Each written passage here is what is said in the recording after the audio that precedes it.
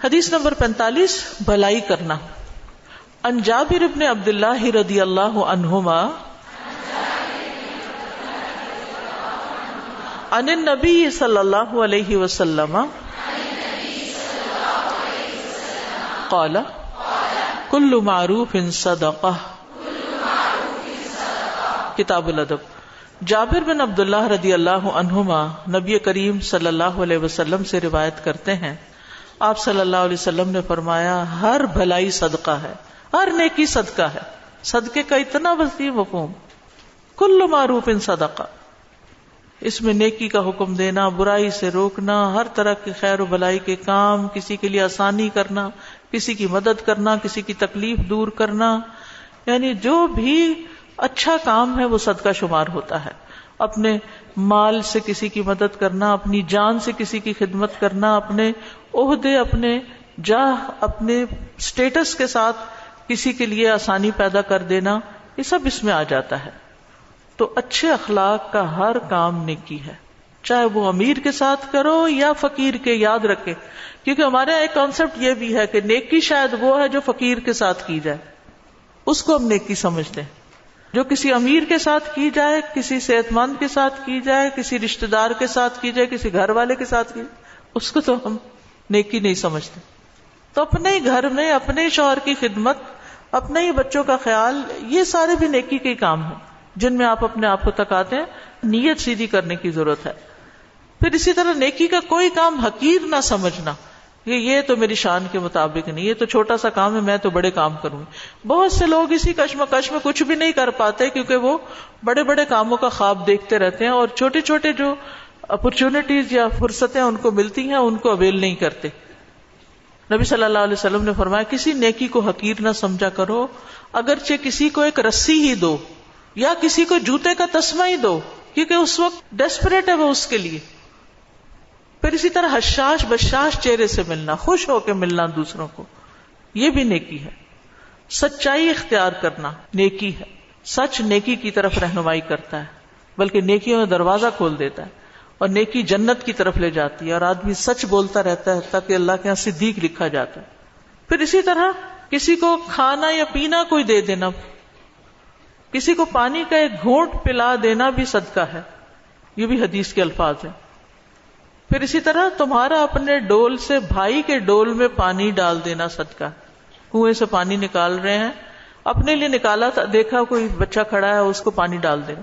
حضرت موسیٰ علیہ السلام نے کیا کیا تھا، کیسی نیکی کی تھی ان لڑکیوں کے جانوروں کو پانی پلانے کی کہ آئندہ کے 10 سال ان کے لیے زندگی آسان ہو گئی، شیلٹر بھی مل گیا، بزنس بھی مل گیا، شادی بھی ہو گئی۔ تو ان نیکیوں کے بڑے جلدی اثرات بھی آتے ہیں۔ یہ ہمارے اپنے اندر بخل ہوتا ہے جو ہم کسی کے ساتھ خیر نہیں کرتے، یہی سوچتے رہتے ہیں ہائے وہ کیا کہے گا، یہ بھی کوئی کرنے کا کام ہے اور یہ میری شان کے مطابق تو نہیں۔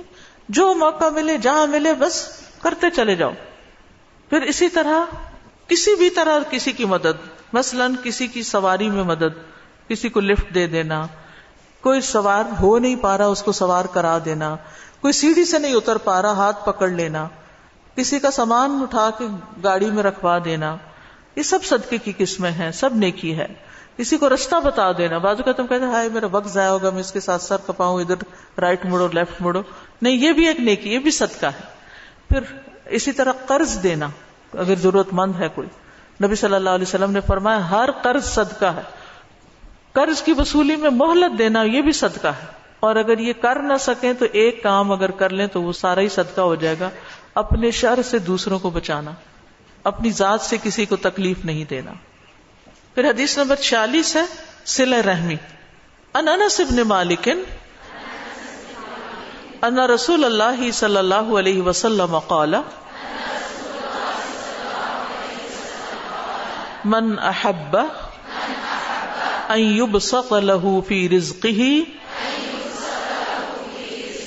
وينسأ له في اثره فلیصل رحمہ۔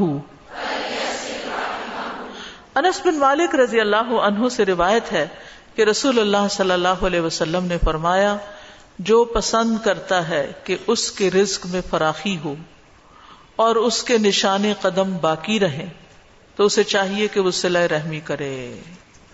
تو اس حدیث میں صلہ رحمی کے 2 فائدے بتائے گئے ہیں. ایک ہے رزق میں وسعت، دوسرا ہے عمر میں برکت.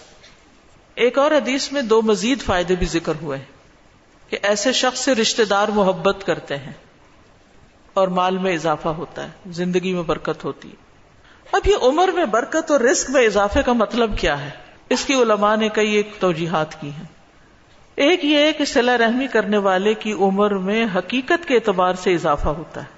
مثلا کسی کا ایکسیڈنٹ ہونا تھا مثلا، لیکن اس نے کچھ ایسی صلہ رحمی کی، ایسا کسی کی ضرورت پوری کی، ایسا خیال کیا کہ وہ اس شر سے بچ گیا اور وہ ایک لمبے عرصے تک جیا. کوئی بیماری آ گئی اس پر، سروائیو کر گیا، اور اسی طرح اس کا رزق بھی بڑھ گیا.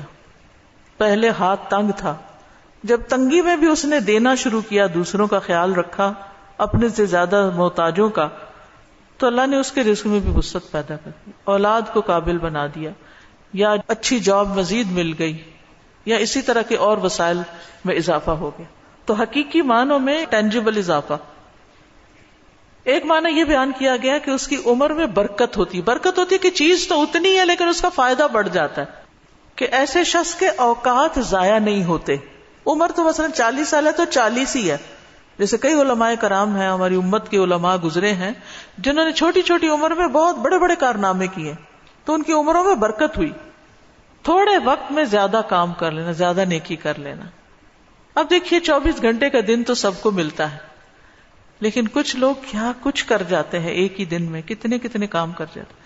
یعنی بعض لوگ اپنی روٹین شیئر کر رہے تھے نا، میں حیران ہو کے ان کو دیکھتی رہتی ہوں. سبحان اللہ، کیا سٹیمنا ہے، کیا برکت ہے، کتنی ویرائٹی ہے ان کی نیکیوں کے کرنے کے کام میں. یہ بھی کر رہے ہیں، وہ بھی کر رہے ہیں، وہ بھی کر رہے ہیں، وہ بھی کر رہے ہیں. یہ برکتیں ہی برکتیں ہیں کہ صرف ایک نیکی کوئی لگ کے نہیں بیٹھ جانا، کئی مختلف طرح کی نیکیاں کرنے کی توفیق مل جانا. پھر اسی طرح ایک معنی یہ ہے کہ ایسے اعمال کی توفیق مل جاتی ہے کہ مرنے کے بعد بھی اس کا ذکر خیر دوسروں میں باقی رہتا ہے. جیسے آپ دیکھیں، ہم رجال کی کتابیں جو پڑھتے ہیں، ہسٹری پڑھتے ہیں، تاریخ میں نیک لوگوں کے تذکرے پڑھتے ہیں، صحابہ کے، تابعین کے، علماء امت کے، ان سے انسپائر ہوتے ہیں اور ان جیسے بننے کی کوشش کرتے ہیں اور اس پہ روتے ہیں، دل نرم ہوتے ہیں. تو آپ دیکھیں کہ کتنی ہم اپنے اندر وہ عادتیں لاتے ہیں جب ہم کسی کے اندر اس کو دیکھتے ہیں، چاہے وہ پچھلے زمانے کے ہو یا موجودہ. یہ ایک قدرتی سی بات ہے.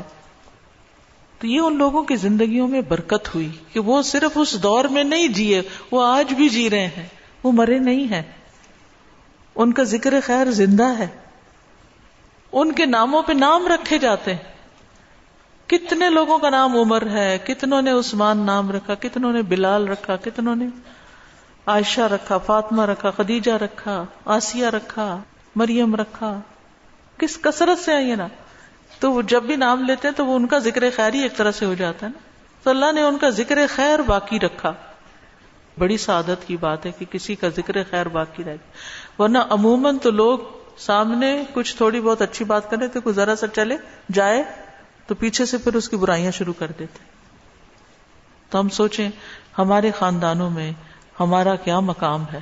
خاندانوں چھوڑیں، یعنی اپنی فیملی کے اندر جس گھر میں آپ رہتے ہیں وہاں آپ کے بچے آپ کو کتنا چاہتے ہیں، ان کے لیے آپ کیا اہمیت رکھتے ہیں. یا وہ آتے ہی اپنے کمروں میں بند ہو جاتے ہیں، آپ کی شکل بھی نہیں دیکھنا چاہتے، آپ کے پاس بیٹھنا بھی نہیں چاہتے، اپنے ہی دوستوں میں مشغول ہیں. کچھ تو فطری طور پر بھی ایسا ہوتا ہے، لیکن ایک ماں باپ سے اسکیپ کرنے کے لیے بھی ہوتا ہے کہ یہ ہمیں نظر نہ آئے. اور کتنے سعادت مند بچے ایسے بھی ہوتے ہیں کہ جو اپنا بھی کام کرتے ہیں لیکن ماں باپ کو بھی ٹائم ضرور، ان کے بھی پاؤں بیٹھ کے ضرور دباتے ہیں. اگر ہم بیٹی ہیں یا بہو ہیں تو ہم سب کو بھی دیکھنا چاہیے کہ ہم اپنے گھروں میں اپنے بزرگوں کے ساتھ کیا کر رہے ہیں. ہمیں نہیں پتا کب چلے جانا ہے ہم نے. اس کا یہ مطلب نہیں کہ ہم نام پیدا کرنے کے لیے نیکیاں کریں، اس مطلب یہ ہے کہ کریں گے تو اثرات باقی رہیں گے. اور ہو سکتا ہے آپ کوئی نیکی کا کام کرے، دوسرا آپ کو دیکھ کے شروع کر دے، تو یہ بھی برکت ہو گئی نا. دو ہو گئے، ایک آپ خود کر رہے ہیں اور ایک آپ کو دیکھ کے کوئی اور کر رہا ہے. لیکن اس کے لیے صلہ رحمی. اچھا، صلہ رحمی ایک بڑا مشکل کام ہے. سب سے زیادہ شکایتیں انسان کو اپنے ہی رشتہ داروں سے ہوتی ہیں، اور جب کسی سے شکایت ہوتی ہے تو پھر اس کے ساتھ اچھا سلوک کرنا بڑا مشکل کام ہوتا ہے. پھر صرف وہ حسن سلوک کرتا ہے جو دل کو واقعی کنٹرول کرنا جانتا ہو اپنے برے خیالات کو اور اپنے اندر کے کسی بھی ناراضگی کو اور بیڈ فیلنگ کو یا اپنے کسی برے تجربے کو. اچھا وہ جانے کوئی بات نہیں، خیر ہے جو کسی نے کیا، مجھے تو کرنا ہے نا، میں نے تو کرنا ہے اچھا کام، اپنے لیے کرنا ہے، کسی کے لیے تو نہیں. تو اس لیے جو شخص یہ چاہتا ہے اس کی عمر زیادہ، اس کا رزق زیادہ، اور میں نہیں سمجھتی کہ کوئی شخص یہ نہ چاہتا. لیکن پھر کرنا کیا ہے؟ کرنے کا کام ہے رشتہ داروں سے اچھا سلوک، اور وہ اس وقت ہوگا جب آپ ان کی غلطیوں کو معاف کریں گے، ان کی زیادتیوں کو بلائیں گے. وہ کچھ بھی کریں آپ کے ساتھ، کچھ بھی آپ ان کے لیے اچھے ہی رہیں. اور یہ اللہ کا حکم بھی ہے نا، والذین یصلون ما امر اللہ بہ ان یوصل، اور نبی صلی اللہ علیہ وسلم کی وصیت بھی ہے. ابو ذر کہتے ہیں میرے خلیل نے مجھے 7 باتوں کا حکم دیا، ان میں سے ایک یہ ہے کہ میں قرابت دار سے تعلق قائم رکھوں اگرچہ وہ پیٹھ پھیرے، وہ نہیں ملنا چاہتا، لیکن آپ عید بقرعید پر ملتے رہیں. یہ نہیں کہ روز سر پہ سوار ہوں، یعنی صلہ رحمی کا یہ مطلب نہیں ہر روز کسی گھر پہنچ جائیں، روز کالیں کرنی شروع کر دیں یا ٹیکسٹ کر کر کے تنگ کریں. یہ نہیں صلہ رحمی. صلہ رحمی یہ کہ جب جس چیز کے وہ ضرورت مند ہیں اس ضرورت پہ ان کے پاس پہنچے، اور جب وہ آئیں یا کوئی مدد مانگے تو جنہیں حسب توفیق وہ کر دیں. پھر اسی طرح آپ صلی اللہ علیہ وسلم نے فرمایا، یہ آپ کی آخری وصیت میں سے ہے. انس رضی اللہ عنہ کہتے ہیں کہ نبی صلی اللہ علیہ وسلم نے اپنی بیماری کے ایام میں فرمایا، ارحامکم ارحامکم، تمہارے رشتہ دار، یعنی رحم کے رشتے توڑنے سے بچو، اور پھر جو کاٹے اس سے جوڑو. یہ ایک اور حدیث سے پتہ چلتا ہے. اس سے فائدہ کیا ہوتا ہے کہ آپس میں محبت بڑھتی ہے، عمر میں برکت ہوتی ہے، رزق اور اولاد میں برکت ہوتی ہے، مال میں اضافہ ہوتا ہے، رشتہ دار کو دینے کا 2 اجر ہوتا ہے، جنت میں لے جانے والا عمل ہے. نبی صلی اللہ علیہ وسلم نے فرمایا، سلام پھیلاؤ، اچھی گفتگو کرو، صلہ رحمی کرو، اور راتوں کو جب لوگ سو رہے ہیں تو تم قیام کرو، تم سلامتی کے ساتھ جنت میں داخل ہو جاؤ. اس سے بڑی منزل کون سی؟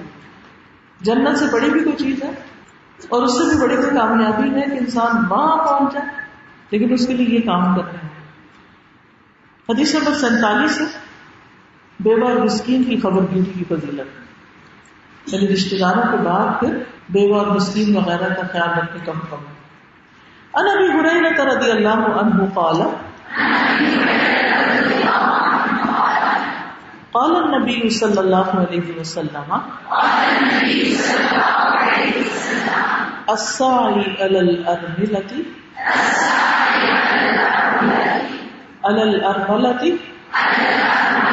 والمسکین کالمجاہد فی سبیل اللہ او القائم اللیل الصائم النہار. کتاب النفقات. ابو ہریرہ رضی اللہ عنہ سے روایت ہے کہ نبی کریم صلی اللہ علیہ وسلم نے فرمایا، جو شخص بیوگان اور مساکین کا خدمت گار ہے وہ مجاہد فی سبیل اللہ یا رات کو قیام کرنے اور دن کو روزہ رکھنے والے کی طرح ہے. الساعی بھاگ دوڑ کرنے والا، ایسے ادھر ادھر نہیں بازار سڑکوں میں، کسی کام کے لیے بھاگ بھاگ کے جانے والا، کمائی کرنے والا، کمائی کر کے محنت مزدوری کر کے بیوہ عورتوں کی ضروریات پوری کرتا ہے. ارملہ ایسی عورت ہوتی ہے جس کا شوہر نہیں ہوتا، خواہ اس نے شادی کی اور شوہر فوت ہو گیا یا طلاق ہو گئی یا نہیں کی، کوئی بھی ایسی عورت جس کا کوئی کمانے والا نہیں اور اس کا کوئی شوہر نہیں، وہ سب اس میں آ جاتے ہیں. ایک قول یہ بھی ہے کہ اس سے مراد وہ عورت جس کا شوہر اس سے علیحدگی اختیار کر لے. کئی وجوہات ہو سکتی ہیں طلاق کی بنا پر، یا ویسی سیپریشن، یا یہ کہ شادی ظاہر ہی نہیں کی اس نے، یا پھر دوسری شادی کر لی تو اس کو ایسے ہی چھوڑ دی، یا پھر کسی دوسرے ملک میں جا کے رہ بس گیا اور واپس ہی نہیں آئے. کوئی بھی وجہ ہو سکتی ہے شوہر کے الگ ہونے کی. ملا علی القاری کہتے ہیں کہ یہ ایک باریک ماخذ ہے اور دولت مند عورت کو ارملہ کے عموم سے نکال دیا جاتا ہے. ٹھیک ہے، یعنی اگرچہ کوئی عورت شادی نہیں ہوئی یا الگ رہ رہی ہے کسی بھی وجہ سے، اکیلی رہ رہی ہے، تنہا ہے، لیکن اس کو سورس آف انکم ہے، مثلاً وہ جاب کرتی، مثلاً اس کا وراثت میں اس کو بہت کچھ ملا ہوا، مثلاً اس کی کوئی بلڈنگ یا اس کی پراپرٹی ہے جہاں سے اس کو کچھ آمدنی آتی ہے، تو وہ ارملہ میں سے نکال دی جائے. ارملہ میں ضرورت مند عورتیں مراد. تو اگرچہ ظاہری لفظ کے مطابق اس میں غریب امیر دونوں عورتیں آ جاتی ہیں، لیکن اس سے مراد غریب عورت ہوتی ہے جو اپنا فرض پورا نہ کر سکے اور اس کا شوہر بھی. چاہے یہ باپ ہو جو طلاق یافتہ بیٹی کو پال رہا ہے، یا کوئی اور رشتے دار ہے، ماموں ہے، چچا ہے، کوئی بھی، کیونکہ بعض اوقات اپنے پیرنٹس نہیں ہوتے، یا خاندان کی کوئی ایسی عورت ہوتی، یا خاندان کے باہر بھی بیوہ اور مسکین عورتیں ہوتی ہیں، تو یہ مجاہد فی سبیل اللہ کی طرح ہے. یعنی جو شخص بیوہ عورت کے معاملات کو انجام دیتا ہے، اس کے حال کی اصلاح کرتا ہے، اس پر خرچ کرتا ہے، اس کی شادی کا انتظام کر دیتا ہے، اس کے اور کئی مسائل کو حل کرتا ہے، تو وہ مجاہد فی سبیل اللہ کی طرح اجر پاتا ہے. کیونکہ مجاہد فی سبیل اللہ بھی کیا کرتا ہے؟ اپنا مال خرچ کرتا ہے، اپنی بھاگ دوڑ کرتا ہے، جان لگاتا ہے، اپنے نفس کی مخالفت کرتا ہے، اپنے رب کی رضا چاہتا ہے. تو یہ شخص بھی یہ ساری کوالٹیز رکھتا ہے. تو یہ قائم اللیل صائم النہار کی طرح ہے. اس کا کیا مطلب ہے کہ رات کا قیام بھی نفس کے خلاف ہی جا کر انسان کر سکتا ہے، اور دن کا روزہ بھی وہی رکھ سکتا ہے جو اپنے نفس کو کنٹرول رکھتا ہے.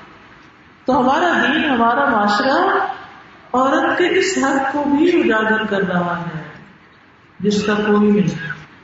لوگ کہتے ہیں نا اسلام میں عورتوں کے کیا حقوق ہیں، کسی حیثیت میں تو اس کے حقوق ہیں، یہ ماں ہے، یہ بیٹی ہے، یہ بہن ہے، لیکن یہاں جو ایک لاچار بے سہارا لاوارث عورت ہے، اس کو پورے معاشرے کا تلقین کر رہا ہے کہ اس کا خیال کرو، تو پھر وہ عورت کہاں پریشان ہوگی. عبداللہ بن ابی اوفا فرماتے ہیں کہ رسول اللہ صلی اللہ علیہ وسلم اللہ کا ذکر کثرت سے کرتے تھے، لایانی گفتگو سے بچتے تھے، نماز لمبی پڑھتے تھے، خطبہ مختصر دیتے تھے، بیواؤں مسکینوں کے ساتھ ان کی ضرورت پوری کرنے کے لیے کہیں جانے میں کوئی تکبر محسوس نہیں کرتے. کیا 3 چیزیں ہوئی؟ ذکر کی کثرت، نماز لمبی، اور بیوہ مسکین کی ضرورت پوری کرنے کے لیے محنت کرنا. حضرت عمر کی بیوہ عورتوں کے بارے میں فکر کی. عمر بن میمون کہتے ہیں کہ میں نے عمر بن خطاب کو زخمی ہونے سے چند دن پہلے مدینہ میں دیکھا تو عمر رضی اللہ عنہ نے فرمایا اگر اللہ نے مجھے زندہ رکھا تو میں عراق کی بیوہ عورتوں کے لیے اتنا کر دوں گا کہ پھر میرے بعد وہ کسی کی محتاج نہیں رہیں گی. راوی کہتے ہیں کہ ابھی اس گفتگو پر 4تھا ہی دن آیا تھا کہ حضرت عمر زخمی کر دی گئی، شہید ہو گئے. پھر اسی طرح عمومی طور پر بھی ہمیں مسکینوں سے محبت کرنی چاہیے، ان کے لیے ہمارے دل نرم ہونے چاہیے، مسکینوں کا خیال رکھنا چاہیے. رسول اللہ صلی اللہ علیہ وسلم نے رات کے وقت کھجوروں کا پھل توڑنے اور فصلوں کی کٹائی سے منع کیا ہے. جعفر بن محمد کہتے ہیں میرا خیال ہے یہ مساکین کی وجہ سے کہ کوئی چپ کے رات کو سب کچھ کاٹ کے نہ لے جائے، کہ مسکینوں کو کچھ بھی نہ دینا پڑے. یاد رکھیے سورۃ القلم میں جن باغ والوں کا جو قصہ ہے اس میں ایک مالدار شخص جو فوت ہو گیا تو اس کی اولاد نے مرنے کے بعد باغ کی کٹائی کے وقت آپس میں کچھ پلاننگ کی کہ ہم چپ کے رات کو جا کے فصل کاٹ لائیں گے تاکہ کوئی مسکین ہم سے کچھ نہ مانگے. صرف اس خیال، صرف اس پلاننگ پر ہی ان کا باغ جل گیا تھا. ابھی انہوں نے فصل نہیں کاٹی تھی، کچھ اور نہیں کیا، صرف سوچ رہے تھے. تو ایسا کوئی کام نہیں سوچنا چاہیے کہ جس سے ہم کہیں کہ ہم اس کو مسکین نہ ہم سے کچھ مانگیں. نبی صلی اللہ علیہ وسلم نے فرمایا مال و دولت بھی ایک خوشگوار سبزہ جات ہے، اور مسلمان کا وہ مال کتنا عمدہ ہے جو مسکین، یتیم اور مسافر کو دے دیا جائے. صحابہ بھی مسکینوں کے ساتھ بڑا اچھا سلوک کرتے تھے، جن میں جعفر بن ابی طالب بڑے ٹاپ پر ہیں. ان کے بارے میں آتا ہے ابو ہریرہ کہتے ہیں وہ ہمیں اپنے گھر لے جاتے، جو گھر میں ہوتا ہمیں کھلاتے، یہاں تک کہ بعض اوقات یہ ہوتا کہ صرف شہد یا گھی کی کپی نکال کے لاتے، اس میں کچھ نہیں ہوتا تو ہم اس کو پھاڑ کے اس کو چاٹ لیتے تھے. ہم یہ ہوتا ہے نا کہ کوئی چیز مثلا کینس خالی ہوئی ہیں، بوٹلس خالی ہوئی ہیں، اس میں لگا وہ بھی ہوتا ہے کہ ایسے ڈسپوز آف کر دیتے. تو وہ مسکینوں کا اتنا خیال کرتے تھے کہ اگر اور کچھ بھی نہیں تو چٹا ہی دیں تاکہ کچھ تو ان کے اندر جائے.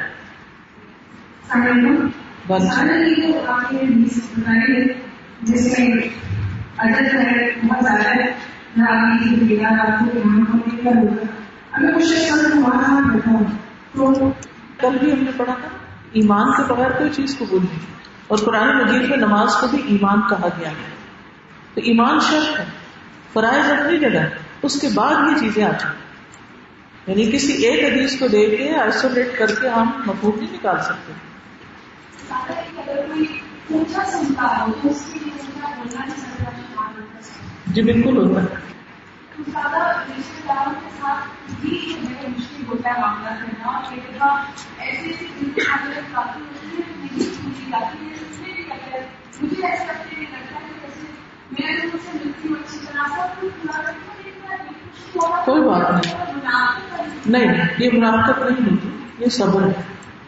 جیسے آپ نے بتایا تھا کہ حسب توفیق جو ہے وہ اگر کوئی رشتے دار ایکسپیکٹ محبت کرے آپ سے اس کو پھر کیسے؟ بس آپ اپنا جو کر سکتے ہیں وہ کچھ دلی سے کرتے جائیں، کیونکہ آپ نے اسے صلہ نہیں لینا، شکریہ نہیں لینا. تو اگر وہ پھر بھی ناراض ہے تو اس کو صبر سے برداشت کرنا.